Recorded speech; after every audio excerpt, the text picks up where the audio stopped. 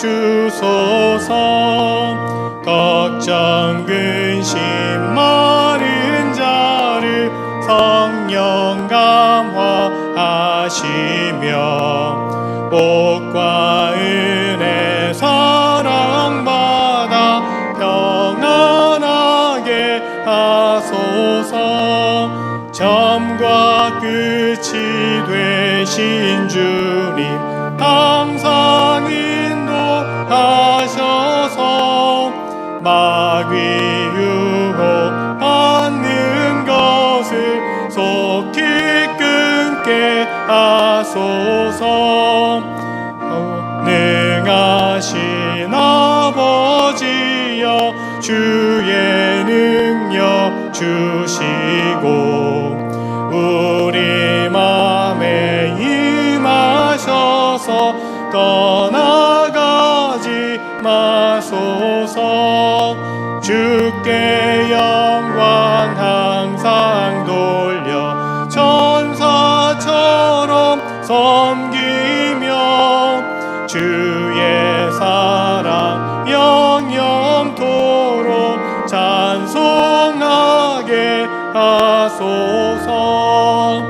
우리들이 거듭나서 흠이 없게 하시고 주의 크신 구원받아 온전하게 하소서. 영광에서 영광으로 천국까지 이르러 크신 사랑 감격하여 경배하게 하소서.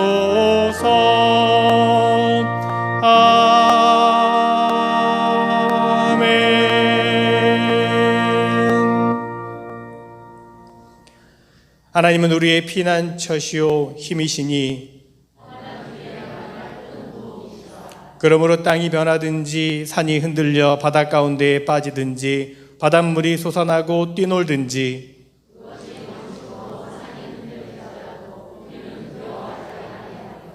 한 시내가 있어 나뉘어 흘러 하나님의 성 곧 기존하신 이의 성소를 기쁘게 하도다.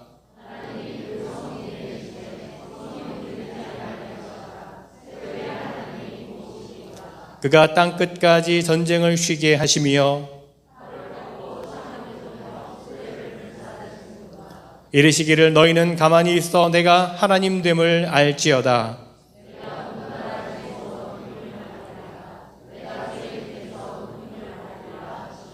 만군의 여호와께서 우리와 함께 하시니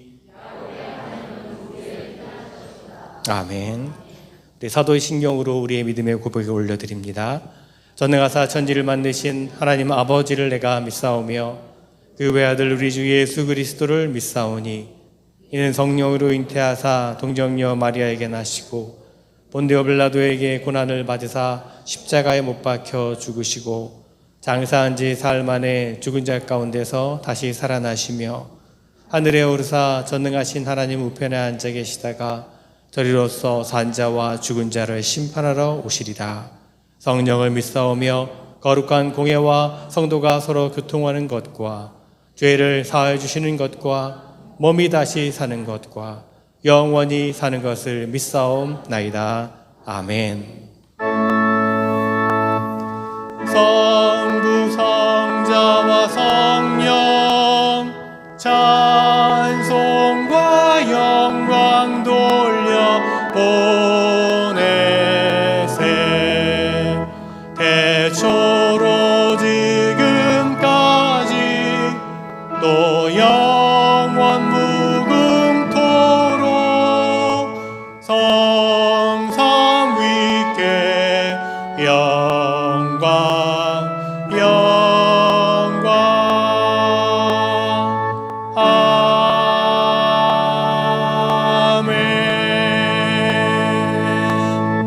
아멘. 우리 자리에 앉으시기 바랍니다. 오늘도 거룩하고 복된 주님의 날에 함께 예배 자리에 나오신 여러분 한 분 한 분 주님의 이름으로 축복합니다. 또 사랑합니다. 우리 가정에서 영상으로 예배를 드리시는 분들도 축복합니다. 우리 한번 서로 인사 나눠볼까요? 사랑합니다. 축복합니다. 이렇게 주변을 돌아보시면서 인사하겠습니다. 축복합니다. 좀 이렇게 마스크를 벗고 막 활짝 웃으면서 크게 소리내서 인사하고 싶고 가서 허그도 하고 싶고 하지만 조금 더 우리가 인내해야 될 것 같습니다. 지금 하와이도 확진자 수가 늘어나는 가운데 뭐 다른 또 지침이 변경된 것은 없습니다. 마스크만 잘 여러분 착용해 주시면 되니까 여러분 끝까지 좀 견뎌 주시고 협력해 주시고 서로를 또 배려하는 우리가 되었으면 좋겠습니다. 늘 오랜만에 이렇게 뵙는 분들이네요. 이은실 집사님 오랜만에 뵙습니다. 반갑습니다. 사랑합니다. 축복합니다. 네. 잘 지내셨죠? 예. 우리 최순옥 집사님도 본토 우리 아드님 댁 다녀오셨는데 잘 다녀오셨습니까? 환영합니다. 축복합니다. 네, 한 2달 정도 다녀오셨는데 오랜만에 뵈니까 더 반갑네요.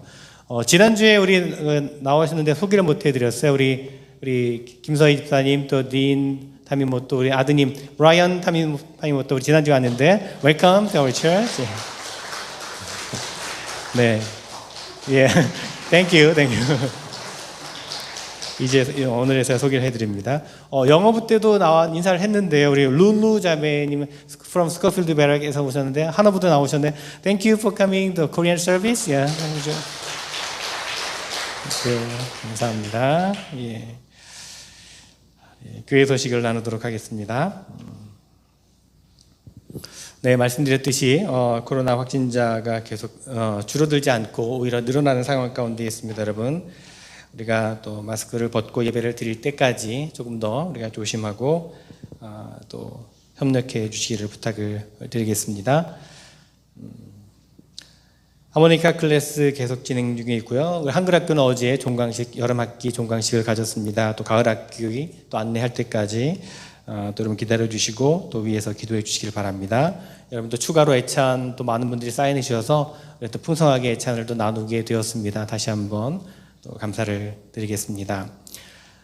지난 주일에 저희가 마다가스카르 선교지를 위한 선교 헌금을 드렸습니다. 많은 분들이 동참해 주시고 또 중보해 주시고 기도해 주셔서 선교사님에게 우리 모아진 선교 헌금을 보내드렸고요.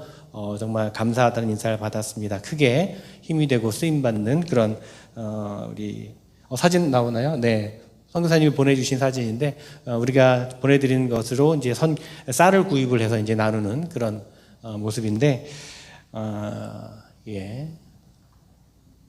조금 더 보면 수레를 끌고 쌀을 나르더라고요. 저 가운데 앉아 계신 남자분이 선교사님이세요. 예. 예, 다시 한번 여러분 계속해서 기도해 주시고 또 중보해 주시기를 부탁을 드리겠습니다. 혹시 또 소식 전해 주시면 또 나눌 수 있도록 그렇게 하겠습니다. 여러 가지 어려울 때 또 서로를 돌아보고 또 선한 일에 더 열심을 내는 우리 올리브교회 성도님들 되었으면 좋겠습니다. 혹시 도움이 필요하신 분들도 언제든지 주저하지 마시고 또 말씀해 주시기를 바랍니다. 우리가 해외 선교지만 돕는 것뿐만 아니라 우리 지역에 또 어려운 분들, 도움이 필요한 분들도 이것도 선교입니다. 여러분 또 이 일에도 또 관심을 가지고 협력해 주시기를 바랍니다. 여러분 개인의 또 가정에 기도 제목 있으시면 기도 요청하면 넣어주시면 제가 중보 기도하도록 하겠습니다. 출타 중인 교우들 위해서 또 여러분 기도해 주시고 저희 가정이 내일부터 한 일주일 정도 휴가를 좀 가족 휴가를 다녀오려고 합니다. 또 교회에서 또 기쁘게 또 배려해 주시고 하셔서 다녀올 수 있게 되었습니다. 어려운 때 좀 가족 휴가를 가는 것이 좀 죄송스럽고 좀 마음에 부담이 있는 것이 사실입니다. 2년 만에 휴가를 가는데 여전히 뭐 쉽지 않은 그런 상황이지만 그래도 안전하게 여러분 다녀올 수 있도록 기도해 주시고 또 쉼을 얻고 재충전의 시간이 될 수 있도록 기도해 주시기를 바랍니다. 애리조나에서 목회하시는 또 외삼촌도 방문하고 또 가능하다면 기회가 허락된다면 또 인디안 사역을 하는 선교사님도 좀 만나 뵙고 그렇게 오려고 합니다. 휴가 중에 여러분 또 기도해 주시기를 바라고요. 전에도 한번 말씀드렸는데 여러분 좋은 교회, 우리 성숙한 교회, 건강한 교회는 목회자가 부재중이라고 해서 흔들리지 않습니다, 여러분. 네, 여러분 예배 자리를 또 지켜주시고 서로 또 협력해 주시기를 부탁드리겠습니다. 다음 주일은 우리 황지용 목사님께서 예배인도 또 말씀을 전해 주시겠습니다. 네, 권사님, 예, 목회협조위원회에서 예,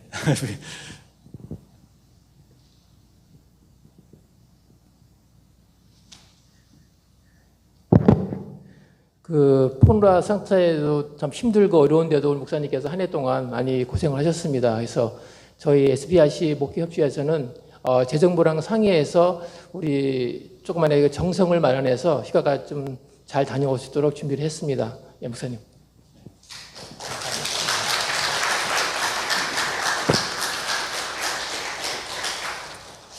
올리브교회 너무 사랑합니다. 휴가 이렇게 기회도 허락해 주신 것도 감사한데 또 휴가비까지 주시니 너무나 감사하고요. 정말 좋은 의미 있는 시간 보내고 또 가서도 여러분 또 언제든지 커뮤니케이션, 요즘 같은 시대에 어디 있든 커뮤니케이션 할 수 있으니까 소식 알려주시면 또 같이 기도할 수 있는 부분도 같이 기도하고 또 그렇게 연락 주고받도록 하겠습니다. 다시 한번 우리 감사를 드립니다. 이 시간 우리 기도하실 때 우리 송재용 집사님께서 대표 기도 인도해 주시겠습니다.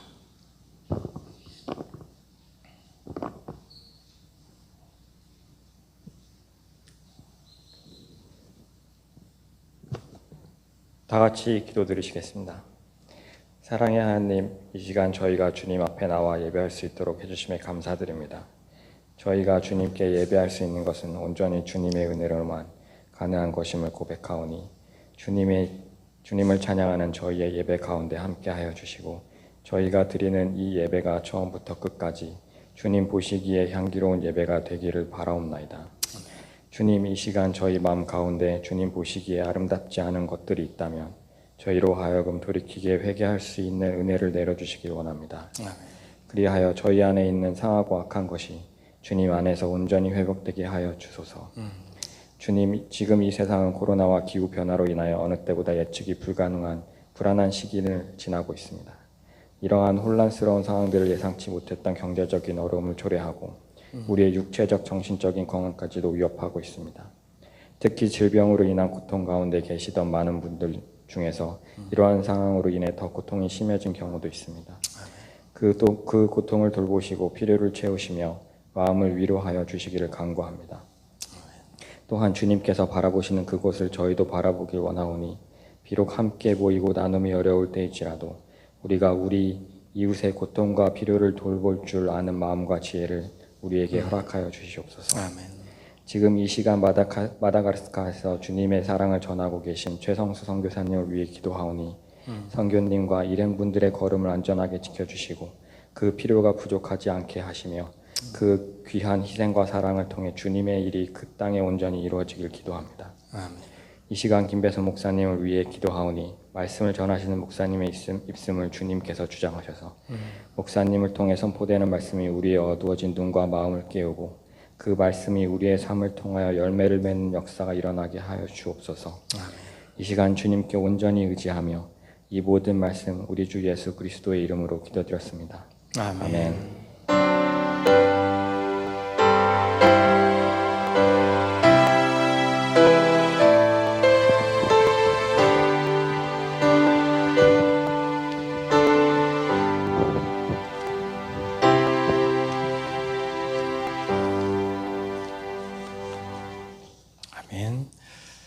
오늘 우리에게 주신 하나님의 말씀은 로마서 1장 1절부터 7절까지 말씀입니다.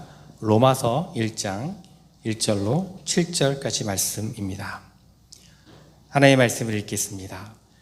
예수 그리스도의 종 바울은 사도로 부르심을 받아 하나님의 복음을 위하여 택정함을 입었으니 이 복음은 하나님이 선지자들을 통하여 그의 아들에 관하여 성경에 미리 약속하신 것이라. 그의 아들에 관하여 말하면 육신으로는 다윗의 혈통에서 나셨고 성결의 영으로는 죽은 자들 가운데서 부활하사 능력으로 하나님의 아들로 선포되셨으니 곧 우리 주 예수 그리스도이시니라. 그로 말미암아 우리가 은혜와 사도의 직분을 받아 그의 이름을 위하여 모든 이방인 중에서 믿어 순종하게 하나니 너희도 그들 중에서 예수 그리스도의 것으로 부르심을 받은 자니라. 로마에서 하나님의 사랑하심을 받고 성도로 부르심을 받은 모든 자에게 하나님 우리 아버지와 주 예수 그리스도로부터 은혜와 평강이 있기를 원하노라. 아멘. 우리 시간 성가대에 우리 찬양이 있겠습니다.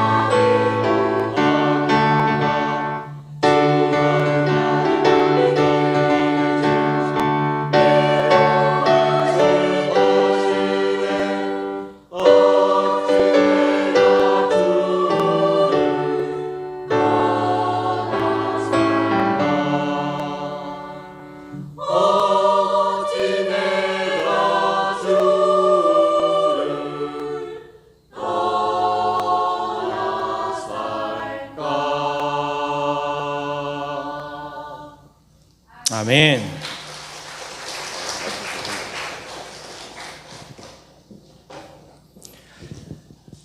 성가대 감사합니다. 어찌 우리가 주를 떠나 살 수 있겠습니까? 우리 마음 가운데 있는 주님께서 참된 평안과 또 기쁨을 누리며 또 살아가길 간절히 원하는 그런 귀한 또 소망과 바람을 찬양의 고백을 통해 나눠주셔서 감사합니다. 지휘자님이 안 계신데도 성가대원들이 열정이 많으셔서 우리 할 수 있습니다. 그래서 이렇게 섬겨 주셨습니다. 너무너무 다시 한번 감사합니다. 요즘 그런 생각을 하게 됩니다. 코로나 바이러스로 인한 확진자가 세계적으로 다시 늘어나고 또 이렇게 팬데믹이 길어지면서 이런 상황에서 교회가 나아가야 될 방향은 무엇일까? 그런 생각을 많이 하게 됩니다. 여러분 혹시 MZ세대라는 말 들어보셨나요? MZ세대? MZ세대는 밀레니얼 세대와 G세대를 통칭하는 그런 말입니다. MZ세대라고 부릅니다. 주로 1990년대부터 2000년대 초반에 태어난 그런 세대입니다. MZ세대의 주된 특징은 디지털 환경에 노출되어서 자랐고 인터넷이나 모바일 서비스를 활용하는 세대를 말합니다. 많은 기업들이 이 MZ세대를 고객으로 붙잡기 위해 다양한 방법들을 이용합니다. 주로 모바일 컨텐츠나 소셜 네트워크를 이용해서 마케팅을 하지요. 자, 그렇다면 이런 세대들에게 교회는 어떻게 다가가야 될까?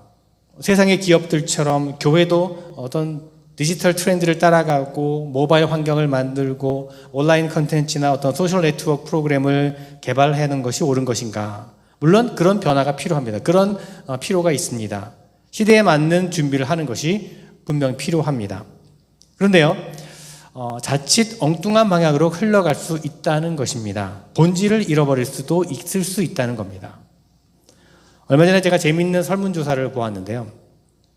이 MZ세대의 크리스찬들에게 설문조사를 했는데 그 설문조사 결과를 보면 온라인 문화라든지 소셜미디어에 너무나 익숙한 그 MZ세대들임에도 불구하고 온라인 예배보다는 현장 예배에 더 만족한다는 결과를 보였습니다. 오히려 온라인으로 진행이 되는 예배나 프로그램에 피로감을 느낀다는 응답하는 그런 MZ세대들이 많았다는 것입니다. 자, 이 설문 결과를 보면서 분명해지는 생각이 있었습니다. 그것은 젊은이들이 코로나 때문에 교회를 안 오는 게 아니라 올 이유와 목적이 없으니까 교회 안 오는 것이라는 겁니다. 그런 의미에서 교회가 나아가야 될 방향은 어떤 외적으로 드러나는 어떤 프로그램이나 기술적인 부분을 개발하는 것이 아니라 그 앞서 먼저 기본적인 내용을 충실하게 채워야 한다는 것임을 다시 한번 확인하게 됩니다. 그리고 그 충실하게 채워져야 될 내용이 바로 복음이라는 것을 깨닫게 됩니다. 다시 복음으로 돌아가자는 겁니다. 우리 올리브교회가 다시금 기본으로 돌아가는, 복음으로 돌아가는, 복음으로 든든히 세워지는 그런 교회가 되었으면 좋겠습니다. 우리 올리브교회 모든 성도님들이 복음으로 돌아가서 흔들리지 않는 그런 믿음을 살아갔으면 좋겠습니다. 자, 그런 의미에서 제가 앞으로 몇 달 동안 이 주일 예배 시간에 복음의 핵심을 담고 있는 말씀을 좀 나누려고 합니다. 물론 모든 성경의 말씀이 진리의 말씀이고 복음이지만 특별히 로마서의 말씀을 좀 함께 묵상하고 나누면서 다시금 복음으로 돌아가는 여정을 여러분과 함께 좀 해보려고 합니다.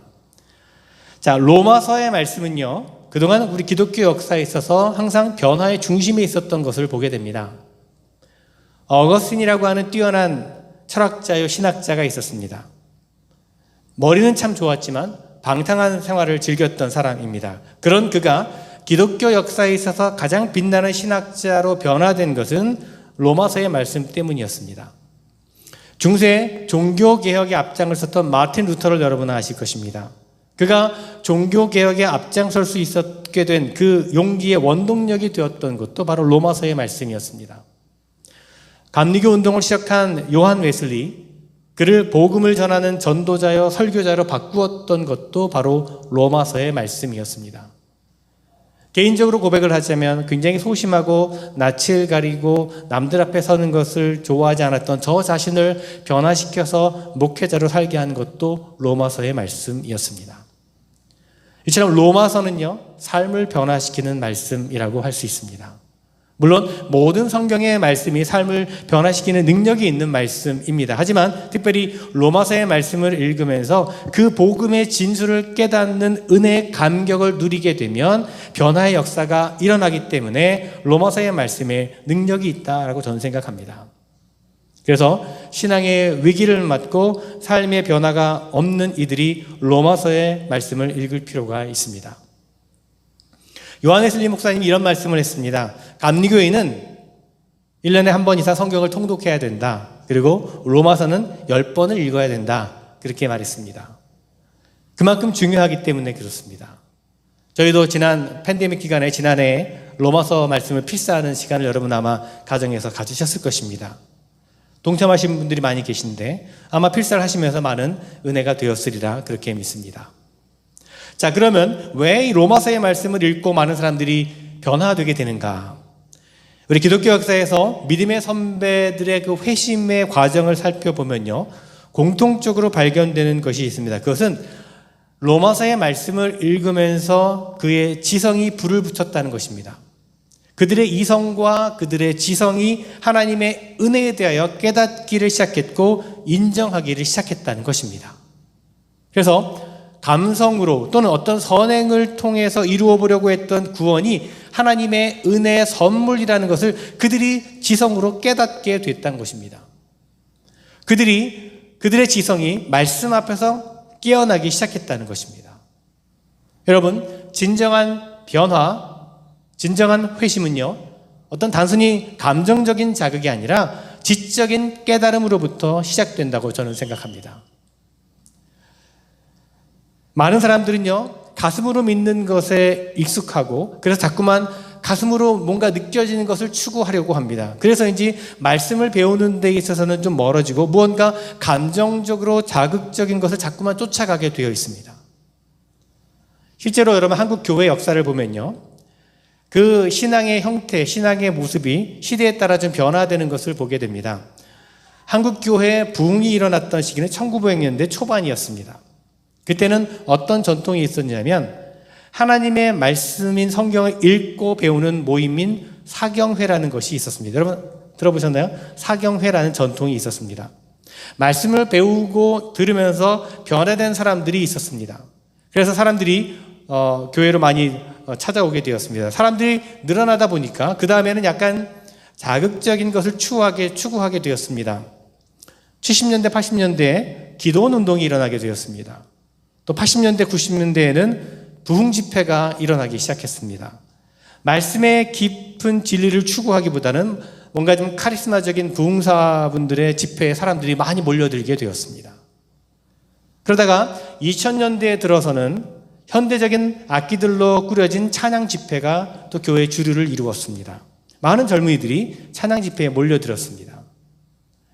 그런데 요즘은요, 뭔가 좀 다른 것에 대한 목마름이 있는 것을 보게 됩니다. 무엇에 대한 목마름일까요? 말씀에 대한 목마름이라는 것입니다. 교회는 성장하고 숫자는 늘어가는 것 같은데 변화가 일어나지를 않습니다. 오히려 교회가 크리스찬들이 사회로부터 비난을 받습니다. 거룩한 영향력을 세상 가운데 끼치지 못하게 되었습니다. 왜 그럴까요? 여러 가지 원인이 있겠지만 저는 하나님의 말씀을 향하여 하나님의 말씀에 대하여 내가 지적으로 동의하고 인정하고 결단하는 일을 하지 않기 때문이라고 생각을 합니다. 회심은 언제 일어나는가? 라고 하는 어느 목사님의 박사학위 논문을 제가 본 적이 있는데요. 그 논문에 보면 회심이 가장 많이 일어나는 때는 은사를 체험했을 때도 아니요, 부흥회를 통해서도 아니요, 혹은 어느 날 갑자기 회심이 일어나는 것도 아니었습니다. 회심이 가장 많이 일어나는 때는 말씀의 진리를 깨닫게 되었을 때 일어난다는 것입니다. 감정적으로 경험한 은사의 체험은요, 단기간의 변화는 가져올 수 있습니다. 그런데 하나님의 말씀에 대해서 깨닫고 그 말씀을 확인하지 않으면 지속적인 변화가 일어나지 않는다는 것입니다. 사도 바울의 변화는 어떻습니까, 여러분? 사도 바울의 회심은 어떻습니까? 바울이 갑작스럽게 은혜를 체험해서 변화된 것입니까? 아닙니다. 여러분 성경을 자세히 보면요, 바울은요 다메섹 도상에서 예수님을 만난 후에 광야로 들어가서 3년 동안 하나님의 말씀을 진지하게 붙들고 살펴보았습니다. 아, 이것이 정말로 하나님이 나에게 주신 복음의 말씀이구나 라고 확인을 하는 것입니다. 그래서 오늘 2절 말씀에 보면 이 복음은 하나님이 선지자를 통하여 그의 아들에 관하여 성경에 미리 약속하신 것이라, 이것을 확인한 겁니다. 철저하게 확인했습니다. 그리고 나서 사역의 현장으로 들어갔습니다. 그리고 자신이 확신한 그 복음을 전하기 위해서 목숨을 아끼지 않는 복음의 사도가 되었던 것입니다. 자, 여러분, 언제 변화 역사가 일어납니까? 말씀을 분명하게 깨닫게 되었을 때입니다. 복음에 분명하게 붙들림 바 되었을 때 그렇게 되었다는 것입니다. 다시 한번 말씀드립니다. 여러분, 왜 변화되지 않을까요? 말씀을 깨달으려 하지 않기 때문에 그렇습니다. 그러므로 다시 말씀으로 돌아가야 합니다. 말씀으로 돌아가서 그 하나님의 말씀이 내 가슴뿐 아니라 내 머리로 깨달아지고 인정하고 삶의 현장 가운데 증거되어야 한다는 것입니다. 그럴 때 진정한 변화의 역사가 일어나는 것입니다. 부흥의 역사가 일어나게 되는 것입니다. 참된 부흥은 말씀으로 인한 삶의 변화 속에서 나타나는 것입니다. 교회가 커지고 성도들이 늘어나는 것이 아니라 말씀으로 인하여 삶이 변하고 그 변화된 삶으로 말미암아 세상 가운데 거룩한 영향력을 끼치는 사람들이 늘어나는 것, 이것이 진정한 부흥이라는 것입니다. 바라기는 하나님의 말씀을 통해서, 말씀의 깨달음을 통해서 참된 회복과 부흥이 우리 가운데 일어났으면 좋겠습니다. 오늘 우리가 읽은 말씀은요, 로마서의 처음 부분입니다. 바울이 로마에 있는 교회에 편지를 쓰면서 자기 자신을 지금 소개하고 있는 것을 봅니다. 나는 이런 사람입니다 라고 자기 자신을 지금 소개하고 있습니다. 사실 로마에 있는 사람들이 사도 바울을 직접 본 적은 없습니다. 아마도 소문을 들어서 익히 알고 있었을 것입니다. 그럼에도 불구하고 바울은요, 자신을 분명하게 소개를 하고 있습니다. 다시 말하면 복음을 깨달은 하나님의 자녀로서의 어떤 자아인식, 자기인식, 이렇게 말할 수 있을 것입니다. 바울의 자기소개를 통해서 보면 한마디로 자신을 이렇게 소개하고 있는 것을 봅니다. 나는 복음에 미친 사람입니다. 나는 복음에 미친 사람입니다. 이렇게 지금 소개하고 있는 것을 봅니다. 좀 과격한 표현인데요, 그만큼 바울은 복음에 대한 열정이 있었다는 겁니다. 오늘 1절 말씀에 이렇게 되어 있습니다. 예수 그리스도의 종 바울은 사도로 부르심을 받아 하나님의 복음을 위하여 택정함을 입었으니. 자, 이 말은요, 곧 하나님의 복음을 위하여 나는 존재한다는 겁니다. 하나님의 복음을 위하여 택정함을 입었다라고 하는 말은 내가 복음 안에 매여 있다라는 뜻입니다. 나는 복음의 메인자입니다, 이런 뜻입니다. 이전에는 죄에 매여서 죄의 굴레를 벗어날 수가 없었던 사람이었는데, 이제는 하나님께서 나에게 은혜를 베푸셔서 나를 죄와 사망의 권세에서 건져내셔서 의와 생명의 자리로 옮기셨습니다. 그래서 나는 지금 의의 종, 이 복음의 자리에 매여 있는 사람입니다 라고 지금 얘기하는 겁니다. 다시 말하면 나는 복음 외에는 관심이 없다는 것입니다. 내 유일한 관심사는 복음입니다 라고 말하고 있습니다. 그렇습니다. 바울의 모든 관심은 오직 복음에 있었습니다. 바울이 써서 보낸 여러 가지 편지를 보면요, 바울의 관심이 오직 복음에 있었던 것을 우리는 알 수 있습니다.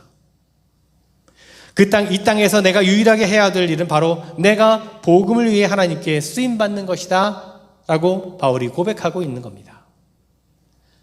그래서 지금 바울이 로마에 있는 성도들에게 이 편지를 쓰고 있는 것은 로마에 전해진 복음이 어떻게 되었는지 관심을 가지고 지금 이 편지를 쓰고 있는 것입니다. 복음에 대한 어떤 부담, 그리고 로마의 잃어버린 영혼들에 대한 부담을 지금 갖고 쓰고 있는 것입니다. 여러분 어떻습니까? 우리는 어떻습니까? 우리 교회가 정말 하나님께 쓰임받는 교회가 되기를 바란다면 저는 이것이 기초가 되어야 된다고 생각을 합니다. 복음에 대한 부담감, 잃어버린 영혼에 대한 부담감이 우리에게 있는가 하는 것입니다. 이 부담감이 없으면 아무것도 아니라고 하는 말을 지금 바울이 지금 하고 있습니다. 나는 이렇게 복음에 대한 부담감을 가진 사람입니다 라고 자신을 소개하고 있는 것입니다. 그러면서 바울은요, 자기 자신을 좀 소개하는 세 가지 단어를 쓰고 있는 것을 보게 됩니다. 세 가지 표현을 하고 있는데요. 첫째는 나는 바울입니다 라고 말하고 있습니다. 나는 바울입니다. 자, 바울은 그의 이름이죠. 본래 바울의 이름이 뭐였을까요? 원래 바울의 이름은 변화되 그가 회심하기 전에 바울의 이름이 뭐였죠? 사울이었죠. 사울. 네. 베냐민 지파 출신입니다. 자, 같은 이름, 같은 사울이라고 하는 이름, 베냐민 지파 출신의 유명한 사람이 있었습니다. 누굴까요?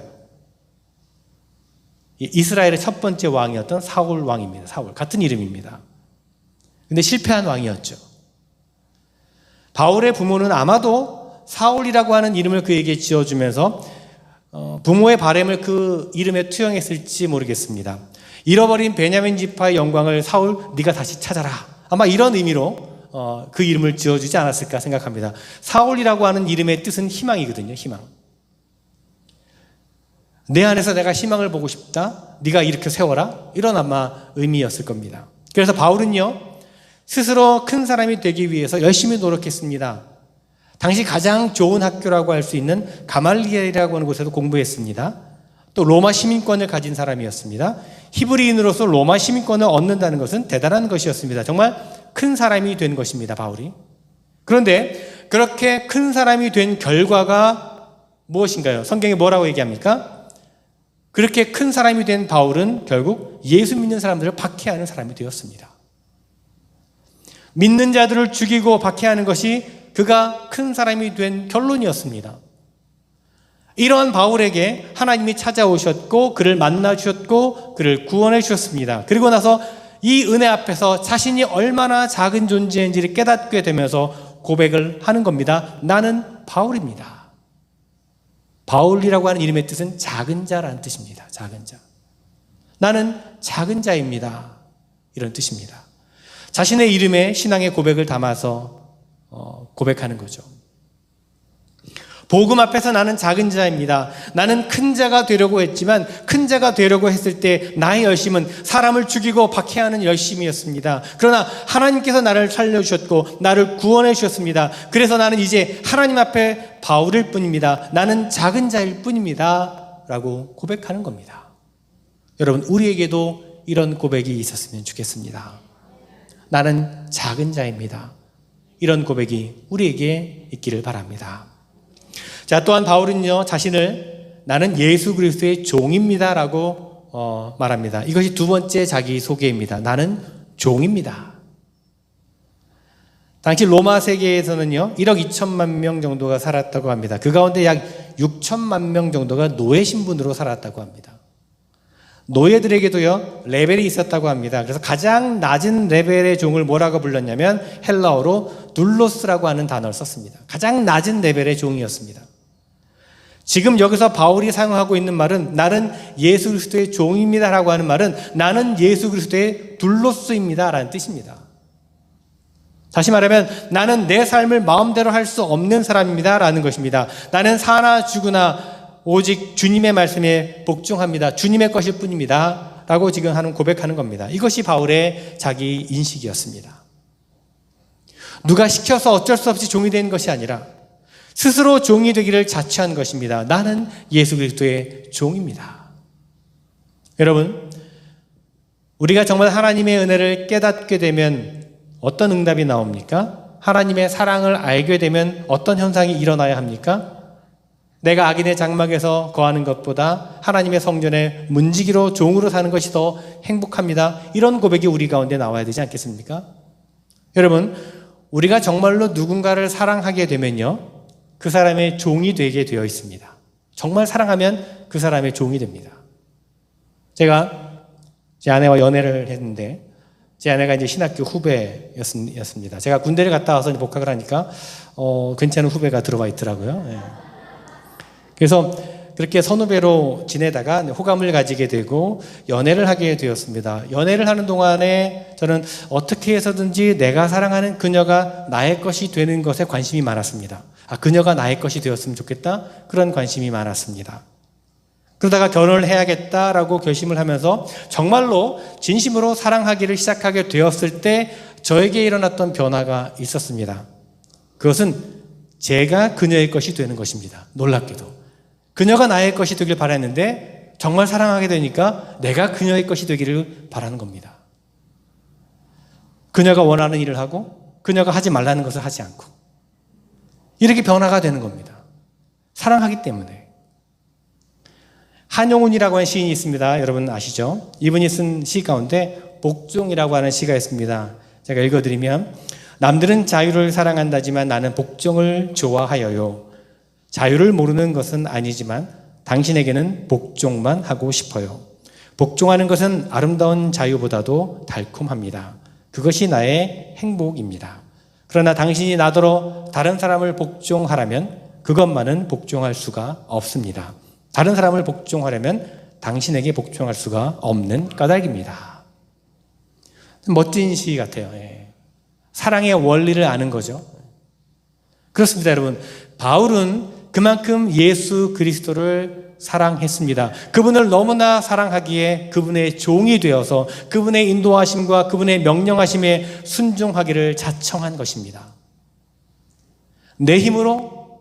아닙니다.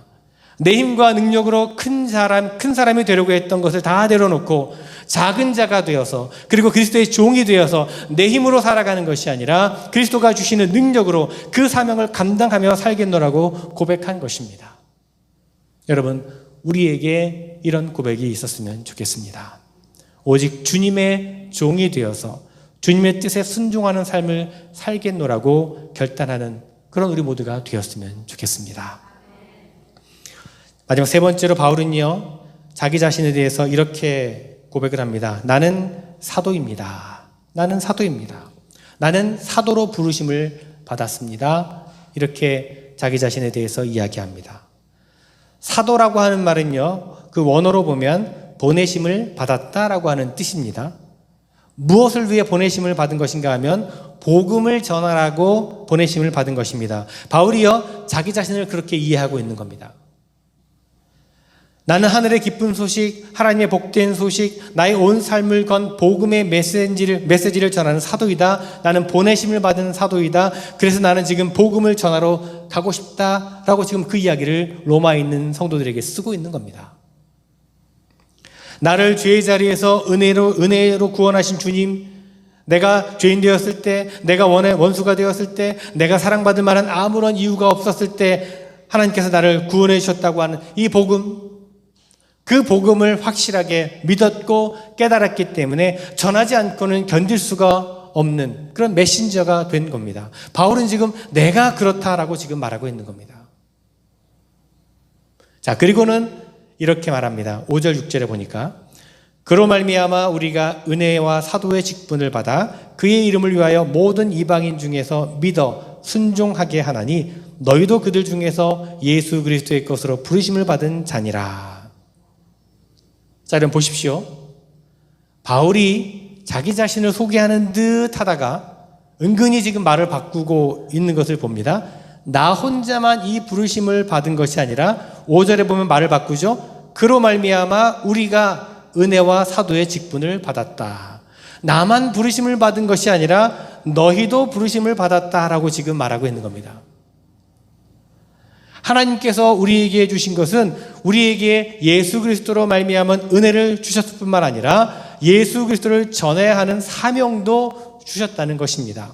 다시 말하면 나의 부르심은 곧 보내심이다. 너희의 부르심 역시 곧 보내심이다. 이에 순종하고 이것을 전함으로 예수 그리스도로 말미암은 은혜와 평강이 너희에게 있기를 간절히 원한다. 이렇게 지금 말하고 있는 겁니다. 여러분, 주님께서 바울을 부르셨듯이 또한 주님께서 저와 여러분을 보내셨습니다.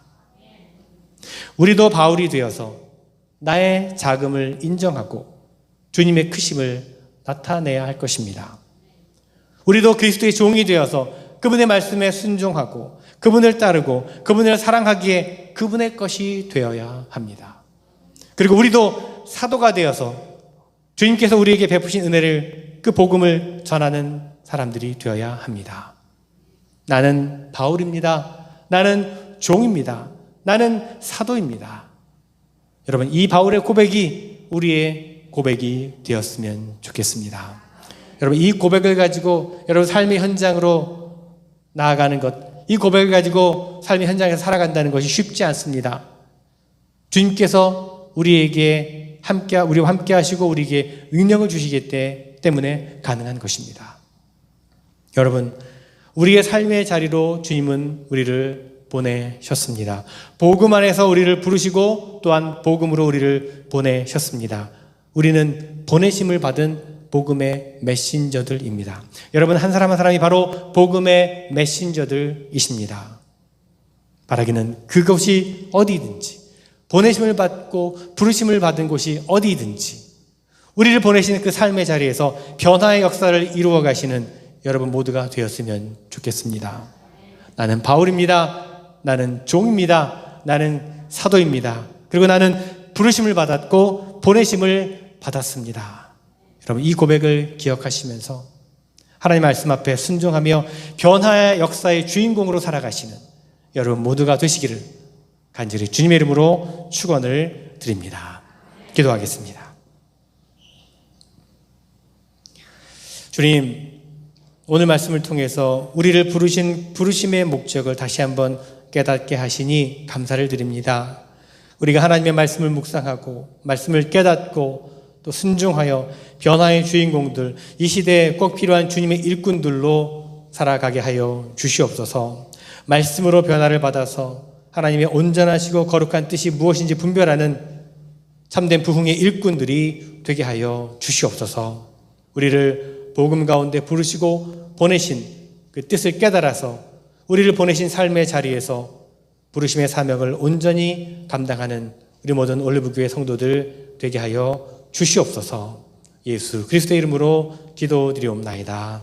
아멘. 함께 찬송하시겠습니다.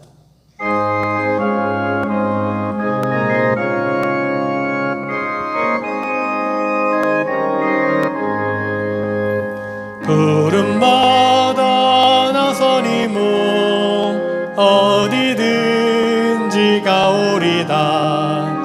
괴로우나 즐거우나 주만 따라가오리니 어느 누가 막으리까. 죽음인들 막으리까. 어느 누가 막으리까. 죽음인들 막으리까. 아골골짝 빈들에도 복음 들고 가오리다. 소돔 같은 거리에도 사랑 안고 찾아가서 종의 몸에 지닌 것도 아낌없이 드리리다. 종의 몸에 지닌 것도 아낌없이 드리리다. 존귀 영광 모든 권세 주님 홀로 받으소서. 멸시천대 십자가는 제가 지고 가오리나. 이름 없이 빛도 없이 감사하며 섬기리다.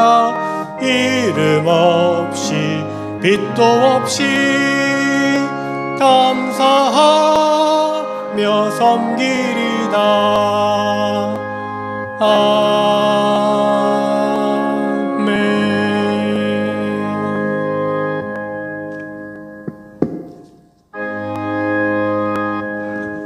만복의 근원 하나님 온 백성 찬송 드리고 저 천사 역사 찬송 성부 성자 성령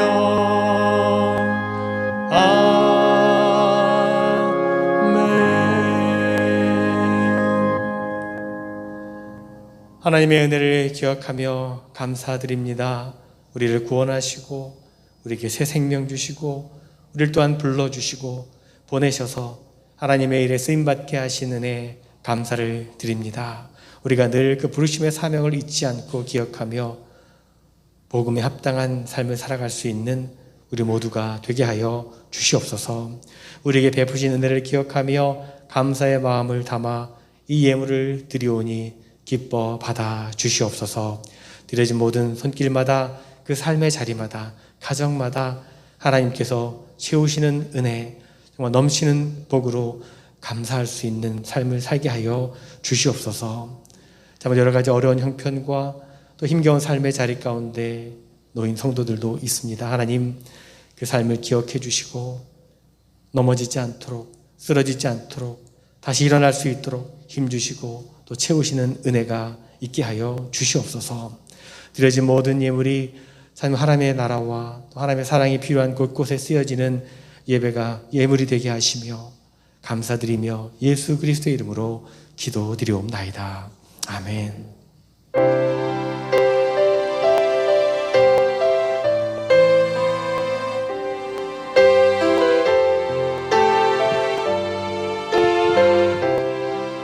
주님 다시 오실 때까지, 주님 다시 오실 때까지 나는 이 길을 가리라. 좁은 문, 좁은 길, 나의 십자가 지고 나의 이 길 끝에서 나는 주님을 보리라. 영광의 내 주님 나를 맞아주시리. 주님 다시 오실 때까지 나는 일어나 달려가리라. 주의 영광 온 땅 덮을 때 나는 일어나 노래하리. 내 사모하는 주님 온 세상 꾸주시라. 내 사모하는 주님 영광의 왕이시라. 내 사모하는 주님, 내 사모하는 주님 온 세상 구주시라. 내 사모하는 주님 영광의 왕이시라.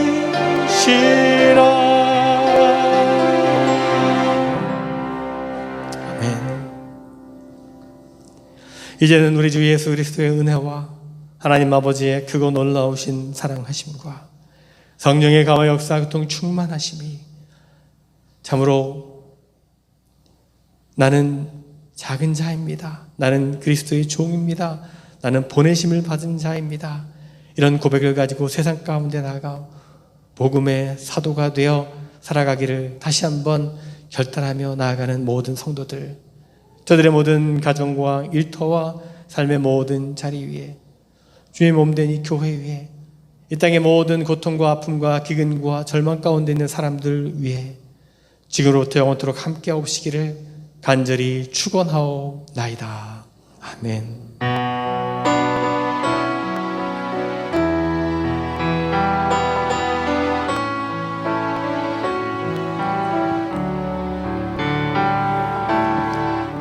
샬롬을 비네 친구여 샬롬. 자비의 주님 복 주소서. 우리의 삶과 사랑을 통해 주님은 평화, 주님은 평화, 주님은 샬롬, 주님은 샬롬, 샬롬.